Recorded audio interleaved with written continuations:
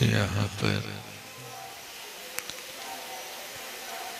प्रसंग चल रहा है कि सत्ता में रहने वाले कर्म फल प्रदान करने के अयोग्य होता है। सत्ता में रहने वाला कर्म जीव के साथ कैसा भाव का परिणमन होता है, उसके अनुसार सत्ता वाला कर्म यदि जीव के विशुद्ध परिणाम हो जाए तो सत्ता में पड़ा पड़ा वो कर्म अपनी स्थिति अनुभाग को कम कर सकता है। यदि विशुद्धि जीव की बढ़ जाए तो जिन संक्लेश परिणामों से कर्म बांधा है वो अपना पूरा फल प्रदान करे, ऐसी कोई बात नहीं है। अल्प फल भी प्रदान कर सकता है। बस इतना है कि उस सत्ता में पड़े हुए कर्म के लिए जीव कसाई की मंदता कर ले, विशुद्धि स्थान बढ़ा ले, लब्धि स्थान बढ़ा ले, तो कर्मों का फल अल्प मात्रा में भोगा जा सकता है। इसी बात को यहाँ पर अब आगे चलते हैं। गाथा नंबर 177 है। रागो दोषो मोहो ययाशवा नति समिदेतिस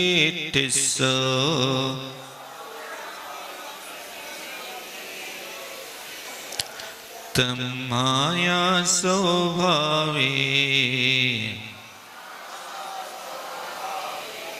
वीणा ही दूर्णपच्चया होन्ति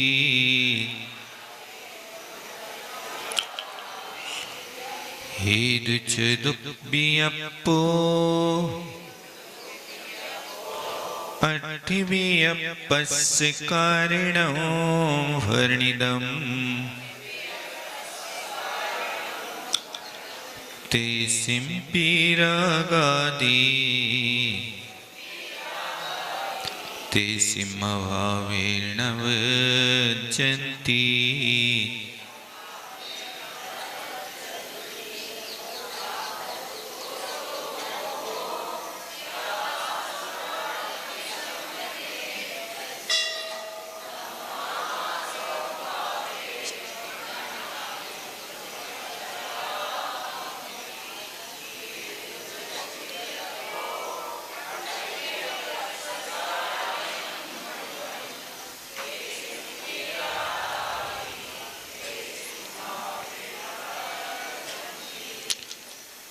अब कहते हैं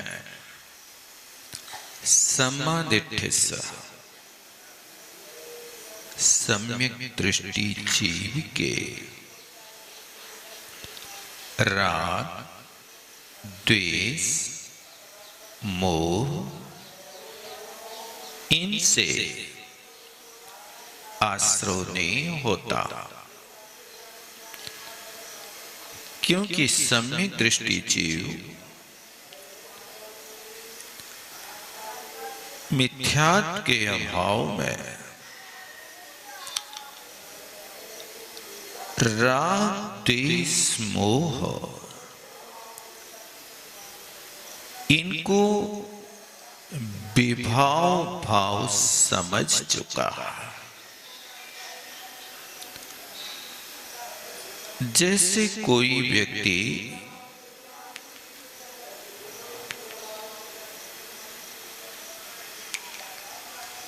जन्म से किराए के मकान में रह रहा था,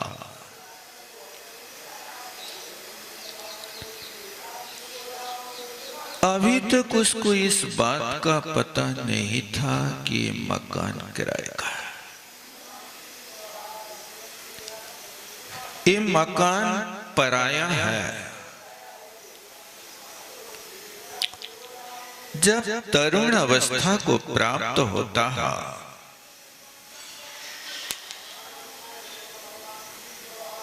और अभी तक उस मकान का किराया परिवार का मुखिया देता था, अब अवसर बेटे का आया।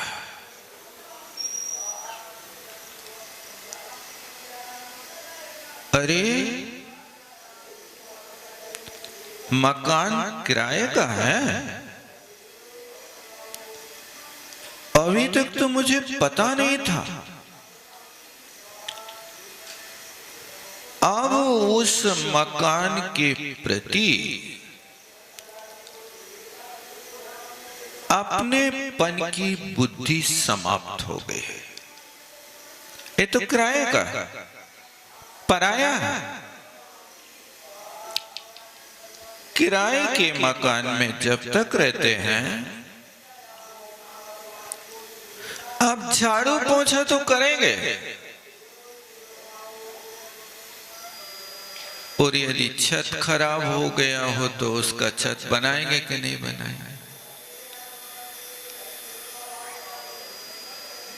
नहीं बनाएंगे। क्यों? पराया है, किराए का है। हमें छत बनाने की जरूरत नहीं है, हम अपना मकान स्वयं बनाएंगे। जैसे उस व्यक्ति के लिए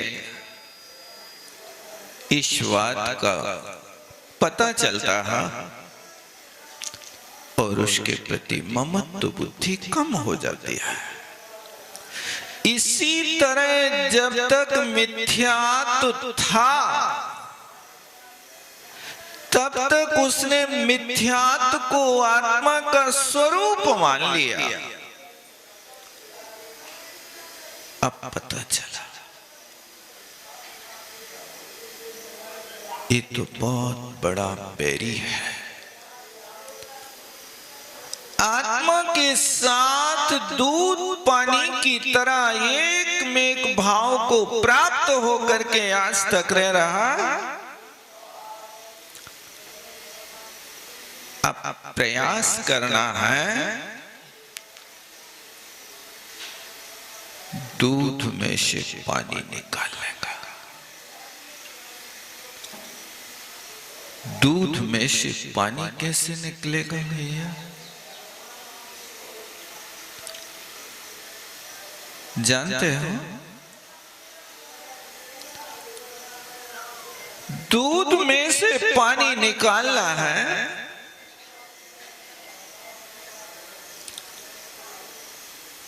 तो आपके लिए अग्नि का संयोग कराना होगा। पानी निकल जाएगा, पानी नहीं भाप निकलेगी। वो भाप अग्नि है कि हवा है कि पानी है? क्या? ओ पानी। अब वायु के रूप में निकल रहा है। इसी तरह वो आत्मा में कर्म रूपी पानी मिला है। अब उसको कैसे निकालेंगे? ध्यान रूपी अग्नि को जलाना होगा। उस ध्यान रूपी अग्नि को जलाकर जो कार्मण बरगड़ा है,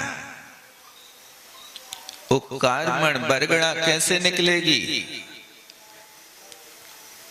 वो अभाव के रूप में निकलेगी। उसको शास्त्रीय भाषा में निर्जरा बोलते हैं।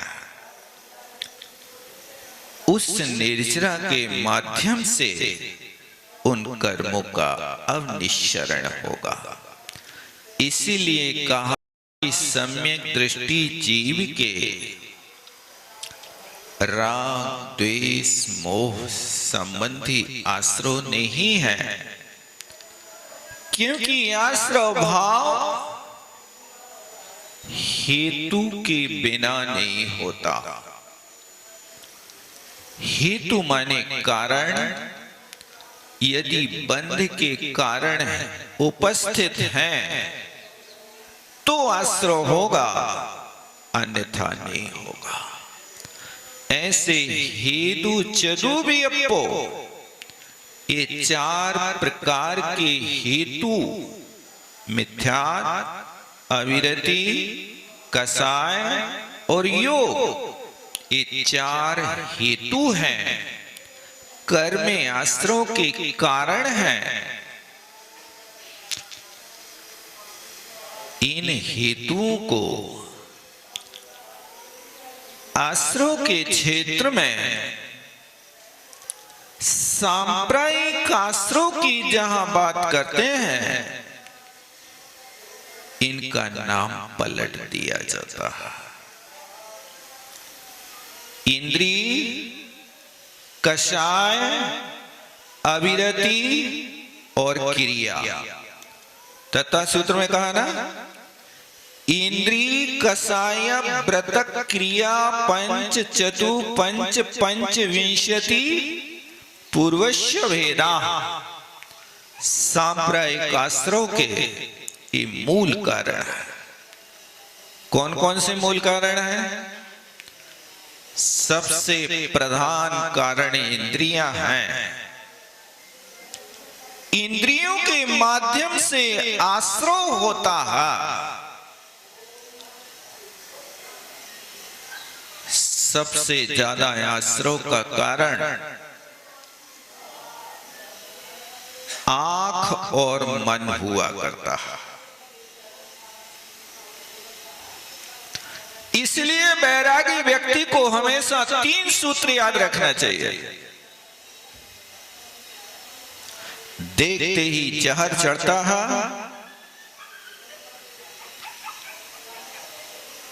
वस्तु को देखा। पैर रखते ही पाप होता है, मौत सिर पर मंडराती है।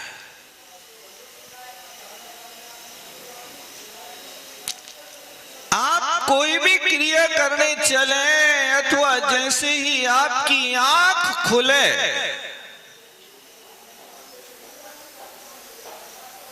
बस ये याद रख लेना, देखते ही जहर चढ़ता है। ऐसे कैसे? किसी वस्तु को देखा, देखते ही आप उस वस्तु को देख करके ज्ञायक भाव लाओगे कि राग देश करोगे? बताओ। आपके बाजू में बैठा भाई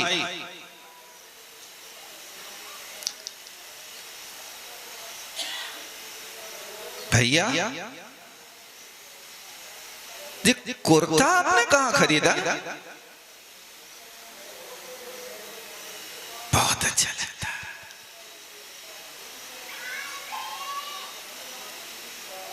अच्छा, देखने ही जहर चढ़ता। किसी भी वस्तु को देखता, उसको ज्ञायक भाव से नहीं देख पाता। राग द्वेष की बेतरणी में डूबेगा।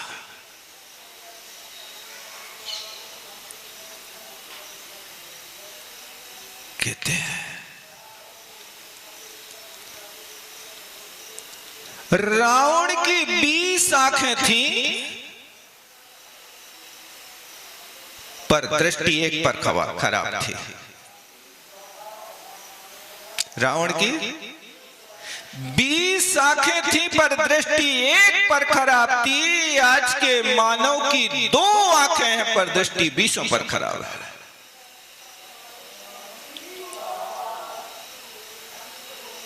क्या है? आप अपने अंदर से पूछ लो, देखते ही जहर चढ़ता है।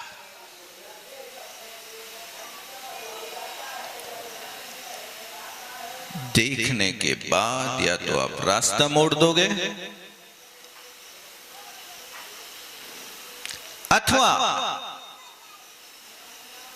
आंखों के शटर गिरा दोगे। नहीं गिरा देते, पलक ऊपर ही नहीं करता। हम देखना पसंद नहीं करते।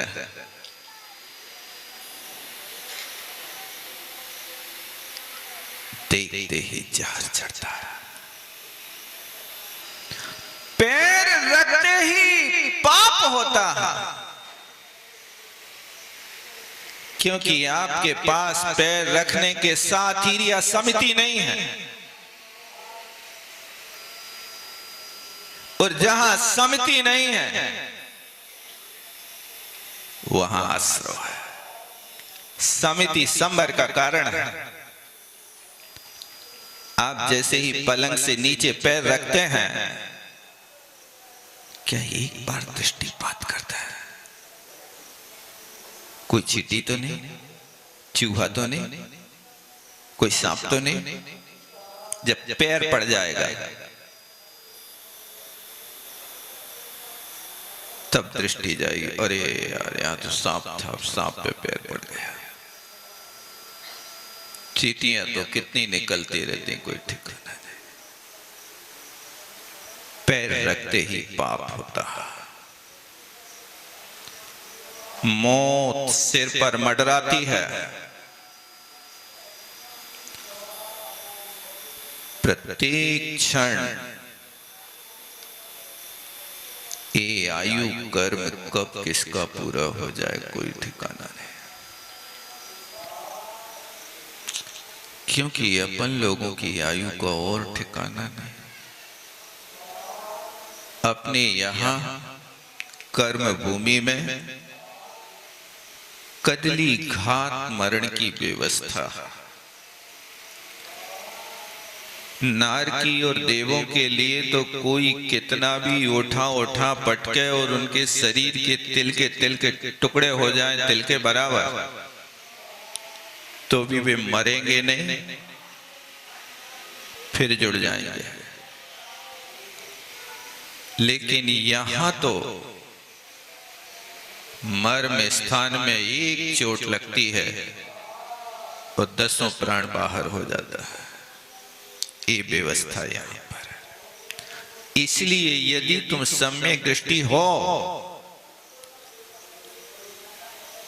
तो इन बातों को याद रखो, देखते ही जहर चढ़ता, पैर रखते ही पाप होता है, मौत सिर पर मंडराती है। किसके? प्रत्येक प्राणी के। अप्रमत्त अवस्था में रहो। आप अपने आप की ओर दृष्टिपात देखो।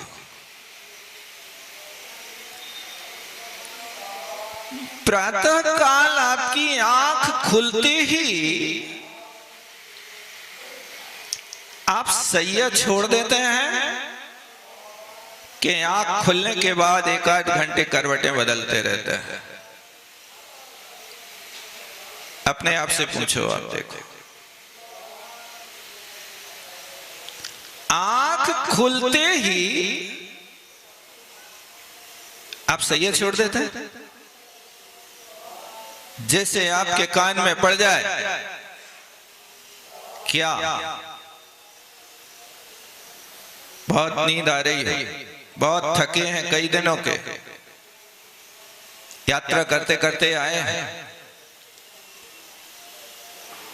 आज विचार किया कि चलो आज तो कुंडलपुर पहुंच गए, आज बहुत बढ़िया एसी रूम लेकर के सुख की नींद सोएंगे। ठीक है, कमरा खुल गया। अब कमरा खुलने के बाद आप पलंग पर बैठे ही थे और मैनेजर आके सतर्क करता, भाई साहब थोड़ी सावधानी रखना। 2 दिन पहले इस कमरे में सांप था,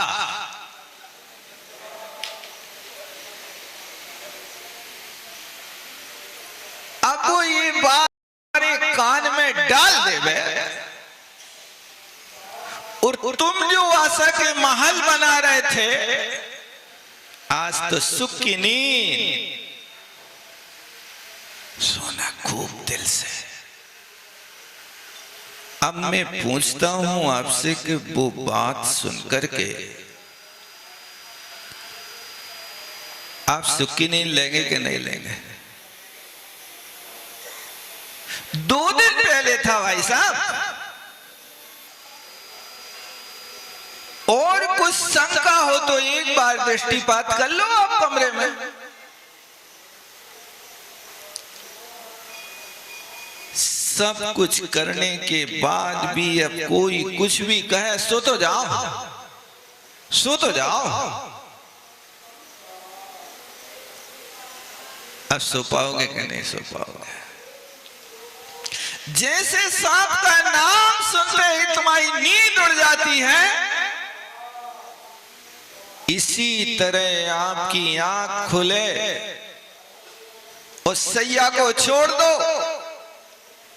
ऐसे दौड़ लगाओ जैसे भूकंप आता है और लोग घर से दौड़ लगाते हैं। ये सैया निद्रा कर्म का नौकर में है।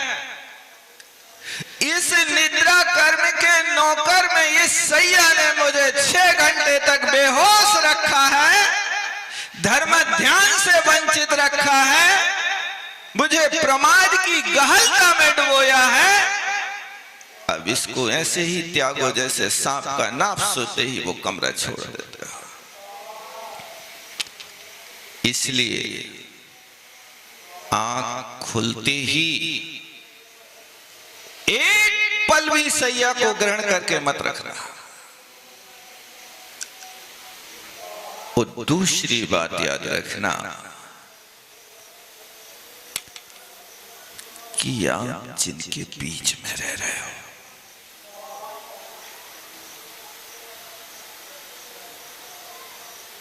वो आपके परिवार का हर व्यक्ति आपसे खुश है कि नाखुश है। कहना किसी से कुछ नहीं, आप स्वयं परीक्षा करना, क्योंकि व्यक्ति के लिए सदा प्रसन्न रहना चाहिए, खुश मिजाजी, हाजिर जवाबी, ना हो नवाबी, ना बनो कबाड़ी, खुश मिजाज, प्रसन्न रहो। लेकिन परीक्षा भी तो करो कि तुम्हारे परिवार में 4 लोग 6 लोग रह रहे हैं, हर व्यक्ति आपसे प्रसन्न है, खुश है? नहीं है तो कोशिश करो, क्योंकि सम्यक दृष्टि से कोई नाराज नहीं होता। इसलिए लिखा सम्मा दिठ्ठिस्य रागो दोषो मोह नत्थि, राग देश मोह नहीं होगा, हर व्यक्ति तुमसे प्रसन्न होगा। मैं सम्यक दृष्टि हूं कि मिथ्या दृष्टि हूं, किसी ज्योतिषी से मत पूछना। लोग ज्योतिषी को हाथ दिखाते, भैया तुम ले लो 100 रुपया, बताओ हम सम्यक दृष्टि हैं कि नहीं, और बनेंगे तो कब बनेंगे सम्यक दृष्टि। वो भी कह देता है हाँ कुछ दिनों में आने वाली तुम्हारे सम्यक दर्शन की रेखा। क्योंकि पैसा लिया है तो कोई निंदा थोड़ी करेगा कि नहीं तो सम्यक दृष्टि बनोगे नहीं, वो तो बना देगा सम्यक दृष्टि। लेकिन सम्यक दृष्टि ज्योतिषी के बनाने से तुम सम्यक दृष्टि बन नहीं सकोगे, संसार का नाश नहीं कर सकोगे। सम्यक दर्शन प्राप्त करना है तो अपने आप में अनुभूति करो कि कैसा होता सम्यक दर्शन। सम्यक दर्शन हो जाए और तुम्हें पता नहीं चले। एक महिला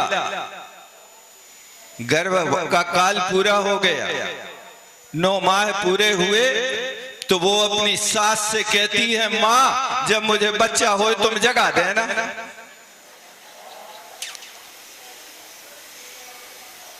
सास कहती है बेटा तू तो मोहल्ला को जगाएगी, तेरे को जगाने की जरूरत नहीं। इसी तरह तुम ज्योतिषी को दिखा रहे, देखो भैया सम्यक दृष्टि बने कि नहीं, पूछने की जरूरत नहीं। जब सम्यक दर्शन तुम्हारे अंदर उत्पन्न होगा तो अकेला घर नहीं, सारा परिवार, सारे पड़ोसी, सारे दुनिया ढोल बजाएगी। सम्मा दिट्ठस्य जय हो, सम्यक दृष्टि की जय हो। जैसे बच्चे के होने पर ढोल बजाई जाती है, ये सम्यक दृष्टि के राज देश नहीं होते। इसी बात को अपन अब टीका देखते हैं। ये 4 प्रकार के हेतु अट्ठ बेअपस्य कारणम भणिनम, 8 प्रकार के कर्म के बंध के कारण कहे गए हैं। तेसिम्पि रागादि, और उन्हीं के माध्यम से रागादि परिणाम उत्पन्न होते हैं, और उनके अभाव में रागादि नहीं होते तो कर्म का बंध नहीं होता है। एक कर्म बंध से छूटने की प्रक्रिया यहाँ बताई जा रही है। राग देश मोहाना संति सम्यक दृष्टि सम्यक दृष्टित्वान्यथानुपत्ते, कहते सम्यक दृष्टि के राग देश मोह उत्पन्न नहीं होते हैं। यदि सम्यक दृष्टि के राग देश मोह हैं तो सम्यक दर्शन नहीं है, वो सम्यक दर्शन है तो राग देश मोह नहीं है। ये परिचय कर पाएंगे कि नहीं कर पाएंगे आप अपने आप से? छायक सम्यक दृष्टि का अभिप्राय यहाँ बीतराग सम्यक दृष्टि से है। बीतराग सम्यक दृष्टि के लिए यहाँ कहा जा रहा है कि उसके लिए स्त्री पुत्र मित्र धनादि आदि का कोई संबंधी राग नहीं होता, कोई द्वेष नहीं होता है। उस सम्यक दृष्टि की बात अभी जैसे स्वामी बताएंगे अपन देख लेंगे। वहां पर यहाँ पर सम्यक दृष्टि कहते ही व्यक्ति की दृष्टि सीधी चौथे गुण स्थान पर जाती है, क्योंकि एक चौथे गुण स्थान वर्ती ही सम्यक दृष्टि कहलाता है। पंचम गुण स्थान वर्ती तो अणुवृत्ति देश संयमी हो जाता है। और मुनि महाराज को सम्यक दृष्टि कहना कोई पसंद नहीं करता, उनके कहते तो सकल संयम वाले हैं। लेकिन भैया ध्यान रखना कि जहाँ सम्यक दर्शन होगा वहीं पर ही चारित्र टिकेगा, क्योंकि सम्यक के अभाव में चारित्र रह नहीं सकता है। बिना नींव के जैसे मकान नहीं रहता, इसी तरह बिना सम्यक दर्शन के चारित्र नहीं होता। बस इतना है कि चौथे गुण स्थान में उत्पन्न होने वाला सम्यक दर्शन अपने रूप में अलग होता, अकेला होता, चारित्र विविक्त होता है, सम्यक तो आचरण तो होता है, लेकिन सकल संयम नहीं होता है। सामायिक छेद उपस्थापना संयम वहां चतुर्थ गुण स्थान में जब तक रहेगा तब तक नहीं होगा। लेकिन वो ही सम्यक दर्शन को लेकर के जैसे ही ऊपर पहुंचता है तो वहां पर वो चारित्र की वृद्धि होती जाती है और सम्यक दर्शन में निर्मलता आती जाती है। सम्यक दर्शन में निर्मलता आने का कारण यही है कि जैसे जैसे चारित्र निर्मल होता है वैसे वैसे सम्यक दर्शन भी निर्मल हो जाता है। देखो 10 प्रकार के सम्यक दर्शन होते हैं अवगाढ़ और परमावगाढ़ सम्यक दर्शन, इनकी यदि आप कथा सुनोगे तो अवगाढ़ सम्यक दर्शन 12वें गुण स्थान में होता है, परमावगाढ़ सम्यक दर्शन 13वें गुण स्थान वर्ती केवली भगवान जिनके घातीय कर्म क्षय हो गए उनके होता है। उनके पास भी सम्यक दर्शन की कहानी है। आप सिद्धों की पूजा करते हैं, सिद्धों के गुणों की आराधना करते हैं, तो सबसे पहले पढ़ते हैं सम्मतणाण दर्शन, यही पढ़ते ना। सम्मतणाण माने सम्यक दर्शन सब गुणों में प्रधान है। जैसे आपने 100 शून्य लिख दिए हो, लेकिन उन शून्यों में कोई अंक ना होवे तो उन शून्यों की बताओ कितनी वैल्यू है। क्या कहोगे आप? इकाई, दहाई, सैकड़ा, हजार, 10,000, लाख की गिनती करोगे कि नहीं करोगे? इकाई तो 1 से प्रारंभ होती है ना। यदि शून्य 1 भी होवे और उस 1 शून्य के आगे यदि 1 लिख दिया गया हो तो उस शून्य की 10 गुणी वैल्यू हो जाती है।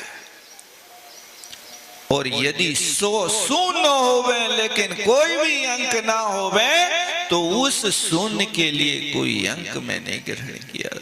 सम्यक दर्शन अंक है और ये सारे के सारे चीजें शून्य की भांति वहां पर विकास को करती जाती हैं। इसी तरह यहाँ पर इस सम्यक दर्शन की बात कही जा रही है। यदि सम्यक दर्शन है तो राग देश मोह नहीं रह सकते। सम्यक तो और मिथ्यात्व ये दोनों एक दूसरे की कभी शक्ल नहीं देखते हैं। जैसे 2 चक्रवर्ती कभी एक दूसरे का सामना नहीं करते हैं। चक्रवर्ती होगा तो एक ही होगा, शेर का बच्चा एक ही अच्छा।